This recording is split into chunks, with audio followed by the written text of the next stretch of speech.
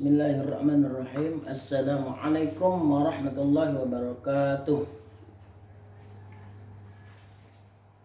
Baiklah anak-anak sekalian, hari ini kita akan belajar yaitu Al-Quran. Buka halaman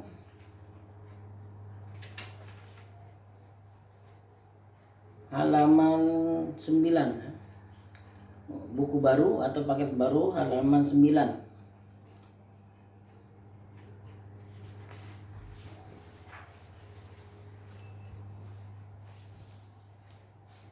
Di sini kita akan mempelajari yaitu tentang isi kandungan surah Al-Adiyat. Kemarin kita belajar yaitu membaca surah Al-Adiyat dan terjemahannya. Untuk pertemuan yang ke-6 ya, yaitu ke-6 ya, kita akan mencoba untuk menjelaskan tentang isi kandungan surah Al-Adiyat. Nah, isi kandungan surah Al-Adiyat di sini halaman 9 itu ada 9 ya. Di sini kandungan surah Al-Adiyat antara lain sebagai berikut. Perlu kita pahami ya. Yang pertama adalah Allah Subhanahu wa taala bersumpah dengan kuda. Ayat pertama ini wal adiyati dhabha. Wa di sini ya atau waw di sini biasanya diartikan dan. Kalau menurut bahasa Indonesia itu kata sambung. Tapi di sini wal adiyat wa ini ya wa yang pertama artinya Allah bersumpah atau artinya demi Allah. Allah bersumpah dengan kuda. Karena kuda ini memiliki akhlak terpuji, memiliki perangai yang terpuji, yang tidak dimiliki oleh binatang yang lain. Oleh karena itu kuda ini dijadikan kendaraan untuk perang. Ya, bagi orang-orang Arab itu kuda itu mempunyai pengaruh kepada jiwa kaum mukminin atau kaum muslimin. Jadi kuda ini adalah binatang khusus untuk perang. Ya.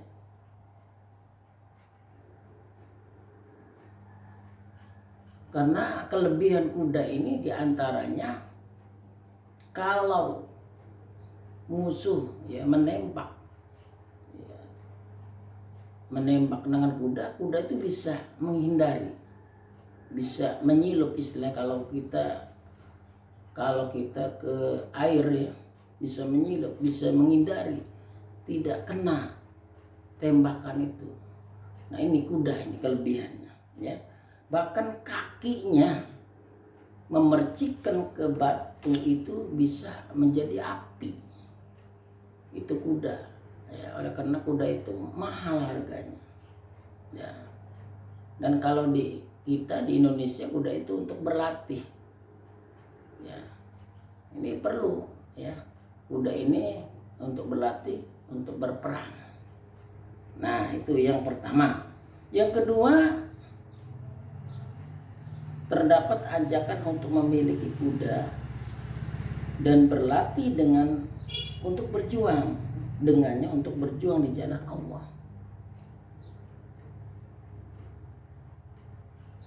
Jadi untuk seruan, untuk membiasakan diri dengan urusan yang besar, bersungguh-sungguh dan gesit dalam beramal. serta seruan untuk memilih kuda dengan maksud yang baik.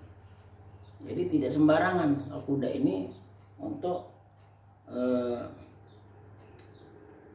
berperang ya, dan untuk dijalankan dengan yang baik-baik. Ya, ini kuda. Bahkan zaman Rasulullah SAW, kuda ini ya, bisa berbicara dengan Rasulullah. Ya. Rasulullah bisa ngobrol dengan kuda. Nah, kuda mengerti. Kuda itu mengerti kalau dengan Rasulullah SAW. Ya. Mungkin ya, sekarang kuda juga bisa ya, atau binatang lah ya, binatang itu bisa berbicara dengan manusia. Ya. Kenapa? Zaman Nabi pun sudah ada. Seperti Nabi Sulaiman. Nabi Sulaiman itu kan bisa berbicara dengan binatang-binatang. Ya. Nah itu.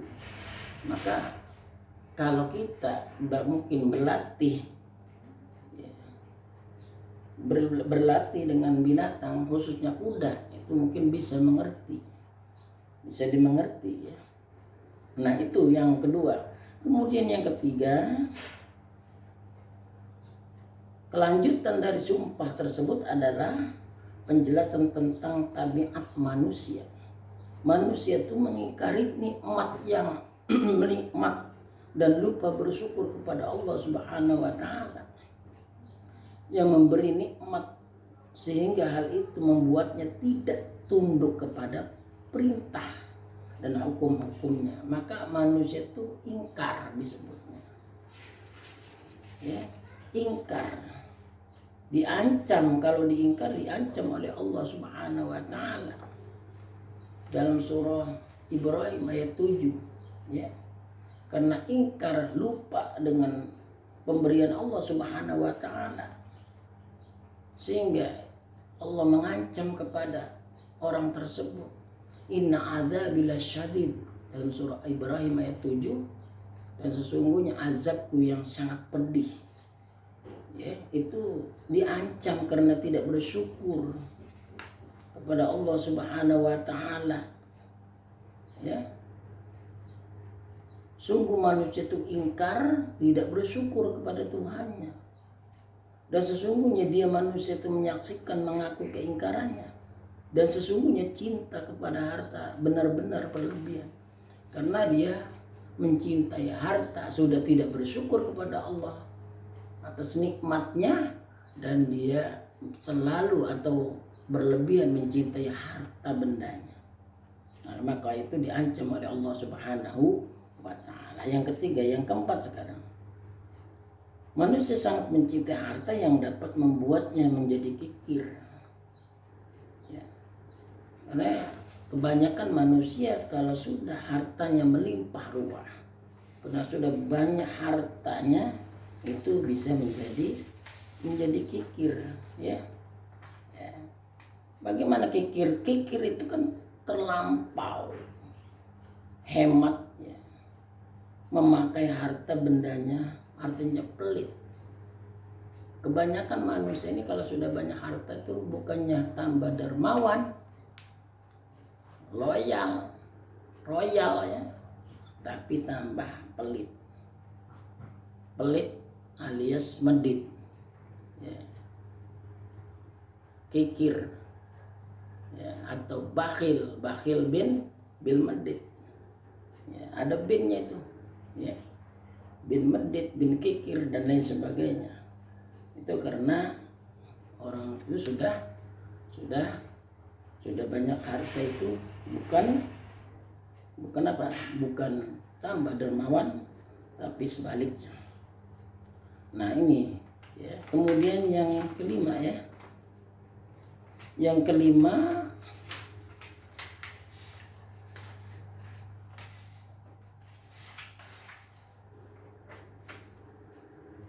manusia lebih memperhatikan urusan dunia dan berpaling dari urusan akhirat serta lupa beribadah kepada Allah dan mengancamnya dan berjanjikan siksaan jika dia tetap pada sifat-sifat tercela dan tidak memperbaiki akhlaknya.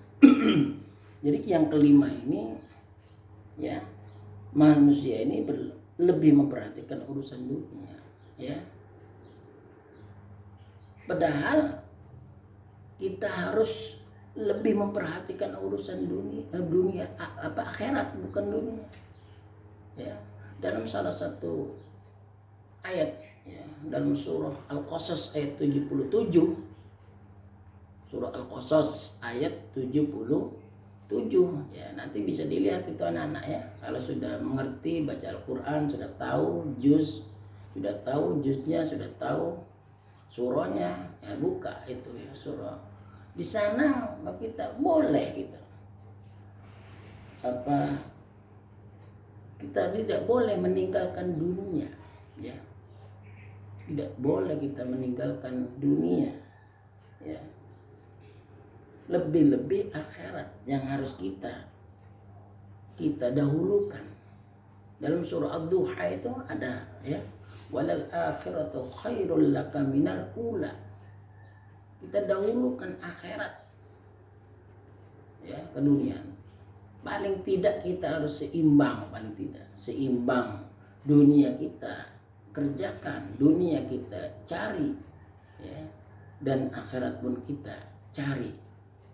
Nah, jangan kita timpang, jangan kita ya mendahulukan dunia dari akhirat. Insya Allah kalau kita mendahulukan akhirat, kata orang dulu, para priai dulu, para kiai dulu, dahulukan akhirat ya, insya Allah dunia akan mengikutinya. Nah itu, maka kita tidak boleh meninggalkan dunia ya. Jadi kita harus lebih-lebih kita dahulukan akhiratnya. Dalam surah Al-Duha tadi, walal akhiratu khairul laka minal ula. Kemudian yang keenam, manusia ingkar dan pura-pura lupa kepada Allah. Nah ini diancam ya. Kalau manusia ingkar kepada Allah Subhanahu wa taala akan diancam oleh Allah Subhanahu wa taala. Allah mengetahui apa yang terjadi ya, jika dia keluar dari kuburnya dan apa yang ada pada dirinya. Allah dengan jelas mengetahui niat, kemauan, kebaikan dan keburukan setiap manusia. Yang ketujuh, manusia seringkali mengingkari nikmat ya, seringkali mengingkari nikmat Allah Subhanahu wa taala yang diberikan kepada kita sebagai manusia. Yang telah Allah berikan, kebanyakan mereka itu akan terus mengingat musibah yang pernah menimpanya. Mereka melupakan nikmat, padahal nikmat itu yang melimpah ruah itu, kecuali mereka yang beriman dan beramal soleh. Kecuali yang tidak lupa itu orang yang beriman, orang yang banyak hartanya, yang hartanya melimpah ruah, orang yang beriman, orang yang beramal soleh, itu yang tidak lupa ya. Yang terakhir adalah tabiat manusia itu sangat mencintai harta. Boleh kita mencintai harta, boleh kita kaya, boleh kita banyak harta, tapi ya tidak boleh berlebihan. Tidak boleh berlebihan. Harta itu adalah titipan Allah Subhanahu wa taala ya. Ya, harta itu bukan milik kita yang sebenarnya. Karena di dalam harta itu ada hak-hak orang lain ya, ada hak-haknya ya. Maka oleh karena itu kita tidak boleh berbangga kita punya harta banyak ya. Tidak perlu kita bangga, karena itu titipan. Suatu waktu atau suatu saat nanti akan dikembalikan kepada Allah Subhanahu wa taala. Sekejap mata kalau memang Allah akan mengambilnya ya.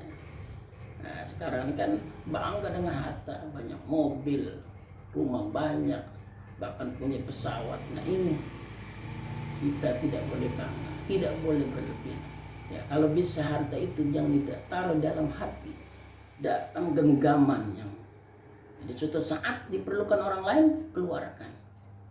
Bila perlu ada orang yang memerlukan atau orang yang meminta, orang yang bisa kita berikan kepada orang yang berhak menerima.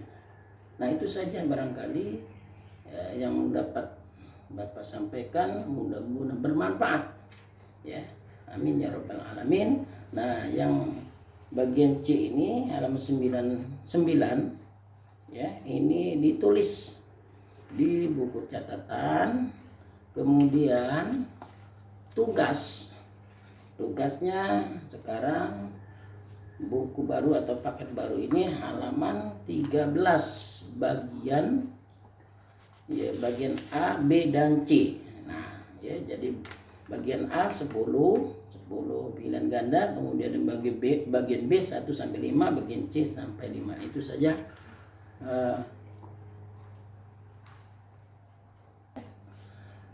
Untuk jawaban langsung nanti buka di Google ya. Di Google, cara menjawabnya di Google. Bapak ulang lagi, cara menjawabnya di Google ya. Jadi bagian A, kemudian bagian B dan bagian C ya.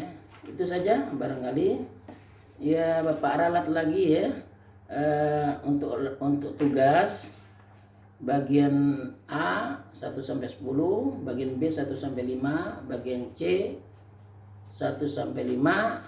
Nanti diisinya nanti diisinya lewat Google Form.